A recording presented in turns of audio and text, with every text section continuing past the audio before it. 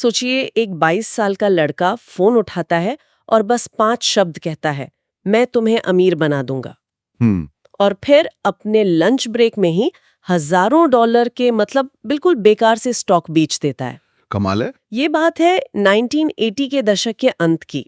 Wall street पे boom चल रहा था और जॉर्डन बेलफोर्ट नाम का ये लड़का इस खेल में एंट्री लेने वाला था। हाँ, वो दौर ही कुछ ऐसा था, पैसा हवा में था जैसे। आज हम जिन सोर्सेस को देख रहे हैं वो जॉर्डन बेलफोर्ट की असली कहानी है, उसका वो गजब का उभार और फिर उतना ही नाटकीय पतन। जी। हमारा मकसद है इस कहानी के जरूरी पहलुओं को और इससे मिलने वाले सबक को समझना। बिल्कुल। बेलफोर्ट ने शुरुआत की थी एक बड़ी जानी मानी फर्म LF रॉथस्चाइल्ड से, एक ट्रेनी की तरह। हाँ, काफी प्रतिष्ठित फर्म थी वो। लेकिन जैसे ही उसे अपना ब्रोकर लाइसेंस मिला तभी आ गया ब्लैक मंडे।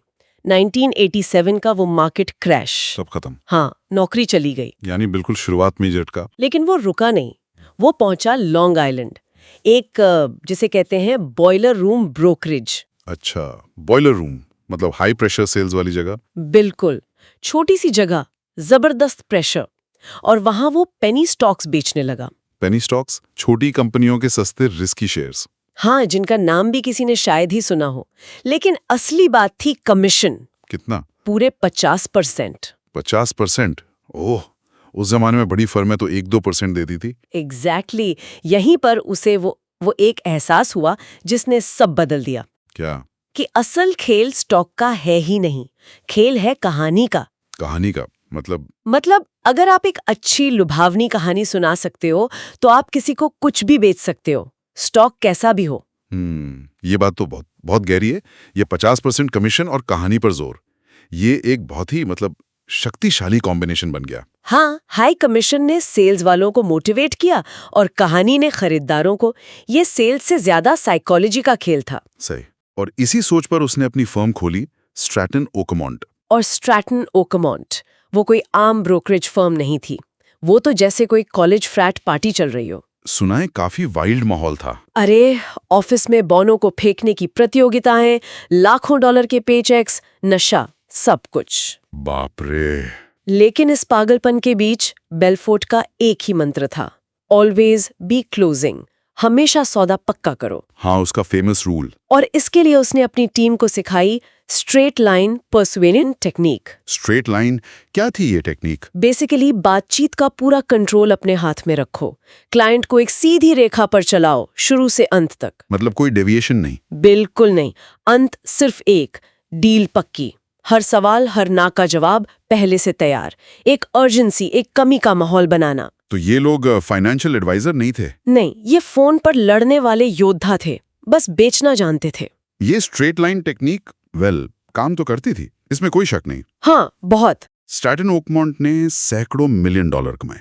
कहते हैं एक दिन में बेलफोर्ट ने $12 मिलियन तक कमाए। 12 मिलियन एक दिन में? हाँ, और जाहिर है इस पैसे से लाइफस्टाइल भी वैसी हो गई, बड़े यॉट, बंगले, प्राइवेट जेट। बिल्कुल। लेकिन ये तकनीक नैतिक रूप से काफी ग्रे एरिया में थी। ये सिर्फ बेचना नहीं था, ये अक्सर लोगों के लालच या उनकी अज्ञानता का फायदा उठाना था। हाँ, और ऐसी पार्टी हमेशा नहीं चलती है ना। बिल्कुल नहीं। जल्दी FBI और SEC की नजर पड़ गई। SEC यानी सिक्योरिटीज एंड एक्सचेंज कमीशन, जो स्टॉक मार्केट को रेगुलेट करती है। जी। जांच शुरू हुई। बेलफोर्ट पर लगे सिक्योरिटी फ्रॉड और मनी लॉन्ड्रिंग के चार्जेस। गंभीर आरोप थे। बहुत गंभीर। और फिर उसका पूरा साम्राज्य ढह गया। पैसा गया, रुतबा गया, आजादी गई, सब खत्म। बस एक चीज बची, कहते हैं उसकी आवाज। हाँ, लोगों को यकीन दिलाने की उसकी वो काबिलियत। देखिए, इस तरह का बिजनेस मॉडल जितनी आक्रामकता और रूल्स को तोड़ने पर बना हो, उसका एहसान तो होना ही था। हाँ, ये तो तय था। यहाँ वो 2 जॉर्डन वाली बात इंटरेस्टिंग हो जाती है, जिसका जिक्र वो खुद भी करता है। 2 जॉर्डन। हाँ। एक वो जॉर्डन जो नियम तोड़ता था, पैसे के पीछे पागल था, और एक आज का जॉर्डन जो मोटिवेशनल स्पीकर है। अच्छा, अब वो स्पीकर है। हाँ, लोगों को सेल्स की तकनीकें सिखाता है, लेकिन साथ में नैतिकता और अपनी गलतियों से सीखने की बात भी करता है। उसकी कहानी एक कॉम्प्लेक्स केस स्टडी बन गई है। इस पूरी कहानी से गहरा सबक तो मिलता है। क्या?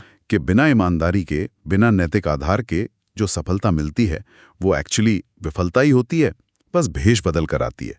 देर सवेर सच्चाई सामने आ ही जाती है। सही कहा।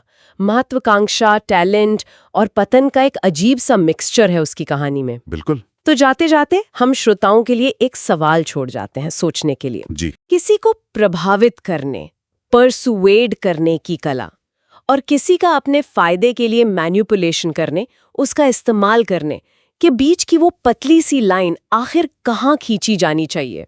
सेल्स की दुनिया में नैतिकता की जगह क्या है?